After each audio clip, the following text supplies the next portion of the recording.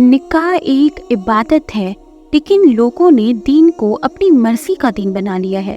गैर मुस्लिम्स के कॉन्सेप्ट को मुस्लिम्स ने अपना लिया है। जैसे कि एंगेजमेंट की रस्म जायज़ ही नहीं है। इस्लाम में एंगेजमेंट का कोई भी कॉन्सेप्ट नहीं है। एंगेजमेंट यानी कि मंगनी एक बहुत बड़ा मकसद और एक बहुत बड़ा बोझ बनता चला जा रहा है। एंगेजमेंट को भी लोग हराम तरीके से ऐसे सेलिब्रेट करते हैं जैसे कि एंगेजमेंट नहीं बल्कि कोई बहुत ही बड़ा फंक्शन हो। ये सब रस्में गैर शरई हैं और इसी तरह हल्दी और मेहंदी की रस्म भी जायज़ नहीं है।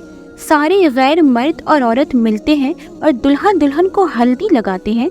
गैर मर्द और औरत से फ़ोटो क्लिक करवाते हैं और हल्दी को भी इस तरीके से सेलिब्रेट करते हैं जैसे किसी की हल्दी नहीं बल्कि किसी की शादी हो। इस्लाम में इन सब की इजाज़त नहीं है। हकीकत ये है कि ये गुनाह बहुत ही ज़्यादा बड़े और बहुत ही ज़्यादा संगीन है। और मेहंदी की रस्मों में भी सेम यही कॉन्सेप्ट चलता है। हालांकि आजकल तो मेहंदी को ढोल की नाइट में तब्दील कर देते हैं, जबकि मेहंदी लगाना गलत नहीं है, लेकिन इसको रस्म के तौर पर करना और गैर मर्द या औरत का शामिल होना, वीडियो बनवाना, गैर मर्दों से मेहंदी लगवाना, ये सब नाजायज़ काम है। हर वो रस्म नाजायज़ है जिसमें हराम काम शामिल हो जाए। अब ऐसे बारात की बात करें तो बारात का इस्लाम से कोई ताल्लुक है ही नहीं, ना ऐसा कोई लफ्ज़ है।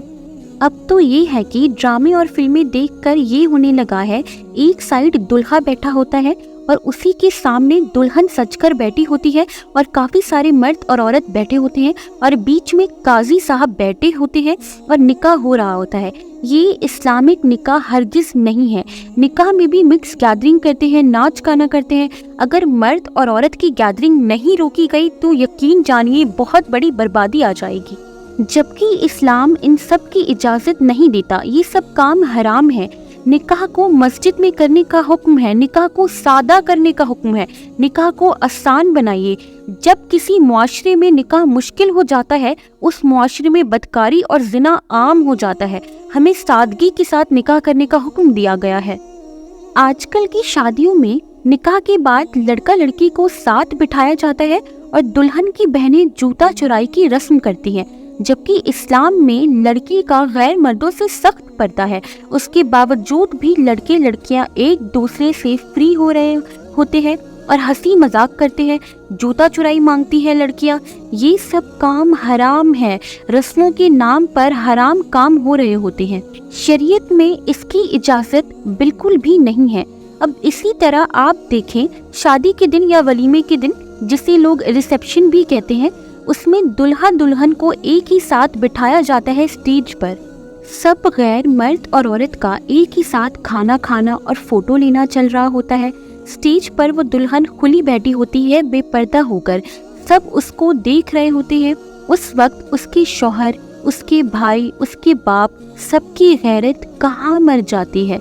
जब औरत की नुमाइश हो रही हो वलीमा और शादी के नाम पर, गैर मर्द उसकी शक्ल और उसका मेकअप देखकर उसको तोहफे दे रहे होते हैं, उसको पैसे दे रहे होते हैं।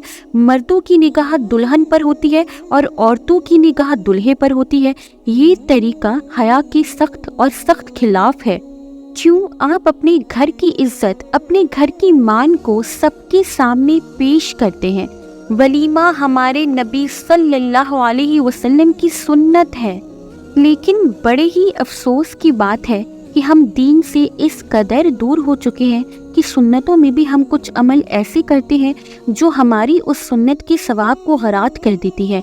औरत के लिए पर्दा सबसे अहम है, ये उसकी इज्जत है। प्लीज़ ऐसी शादियों में बिल्कुल भी मत जाइए, बिल्कुल भी ऐसी शादियों का हिस्सा मत बनिए जिसमें हराम काम हो रहा हो, वरना आप भी उस गुनहगार में शामिल हो जाएंगे।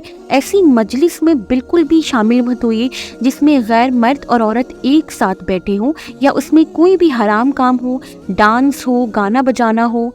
ऐसी शादियों में शामिल होकर आप अपने आप को हरगिज़ गुनहगार मत बनाइए।